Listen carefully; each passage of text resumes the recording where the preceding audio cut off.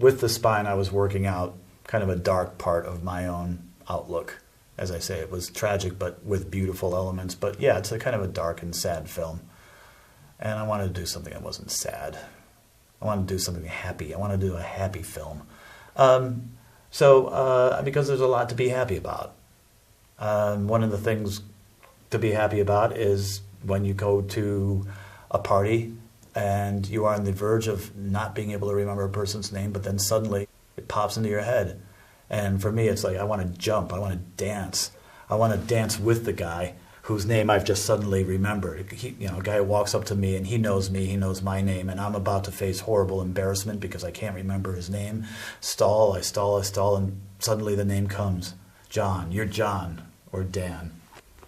And yeah, it's like, wow, where'd that come from? And I don't know where it came from, but here it is. I remembered your name. It's happy. It's a great moment, right? So, I mean, why not turn that into a big story? Why not turn that into something it's an experience that we all share? Like, how is it that we are able to get through life? How is it we're able to even get up in the morning, put our clothes on? How is it that we're able to pour a bowl of cereal and just get through the morning, and yet be able to go to work and hang out with your friends, your coworkers, and know them by name? It's miraculous. To be able to remember a person's name it's joyous. It's the stuff of life, and that's sort of the laughter element that I was hoping to get into my film, and to show a little bit about how screwed up we actually are in our subconscious minds. I don't think I'm just speaking for myself. I think we all have the way that we work things out in our minds, in our subconscious minds, is usually pretty screwed up, disorganized, disused, and dysfunctional. And what you see in Subconscious Password is what's happening when this guy's trying to remember his friend's name. And on this game show, you see a lot of things that just do not make sense, don't work. He melts, the set melts, he's like in a straitjacket, he turns into a huge baby that kicks and destroys the entire set there. Things go very wrong, and that's the way our minds work. They go very wrong, and nonetheless, we can remember the guy's name.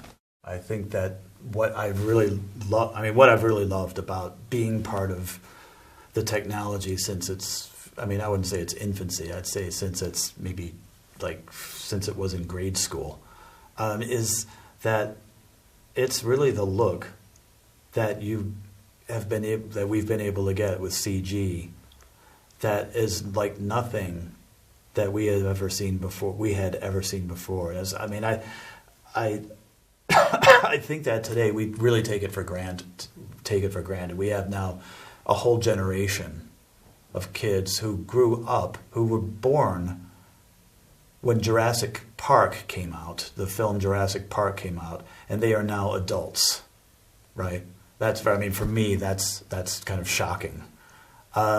So there's now we're a generation removed now from seeing this kind of imagery for the first time when it was coming around in the early 90s in Toy Story 1 and Jurassic Park and early DreamWorks films, and early experimental films by Chris Wedge and other folks who were really driving this forward.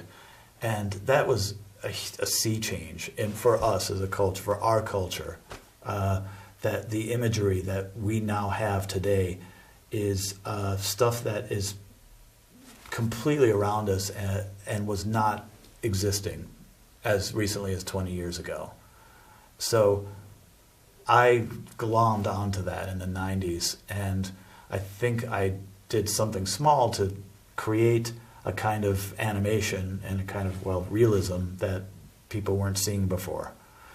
Now that that's around, it's kind of taking forever to answer your question, but you're asking about, could this stuff be done in like a 2D imagery? Now that we've really tried out how realism can work in animated films, now that it's already out there, it is time to look at the basics of animation. I look at a film like Waltz with Bashir, which is done in fairly crude animation, mostly 2D animation style, and yet I see the kind of realism that I've been exploring in my filmmaking over the last 20 years, and it's in simple form. And I think that we're coming. I'm interested in how we are coming around to applying the kind of storytelling, the kind of characterization we developed with 3D CGI, and now we're applying that back to like 2D animation and to other like more basic kinds of filmmaking. I thank God for people like Terrence Malick, right, who do a great film and then don't do anything for 13 years, and then, is he retired? Is he just a recluse now? No, he's just come out with, The Tree of Life.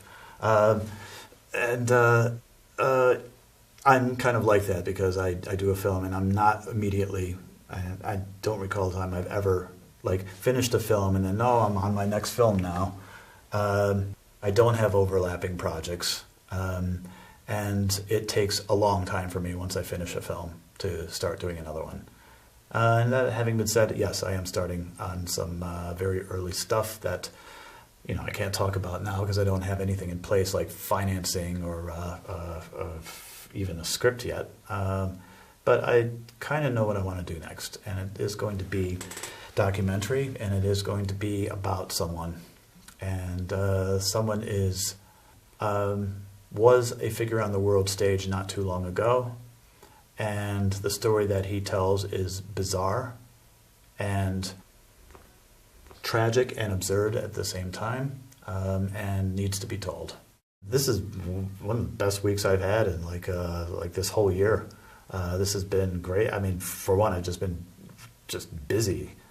And that's wonderful. I did class earlier this week. I just did the Wild and Strange session. I'm going to back to do In Persona later tonight. And I mean, it's great. This is a great scene. It's great. It's weird because it's one conference and one festival, and they're sort of the same and sort of different, and they're intertwined. And I'm shuttling from and I have to keep straight in my head, is this an FMX thing or is this a ITFS thing or is it kind of both? And it's great because these are two different things that are complementary to each other, and there is such a scene here that you're getting technology people. I mean, the closest thing I can compare it to is SIGGRAPH, but it's beyond SIGGRAPH because it's got this huge festival element and great films that are not necessarily CG films, and yet there's a conference here that's dealing with the technology and dealing with the culture of animation today, the FMX part, and that's wonderful.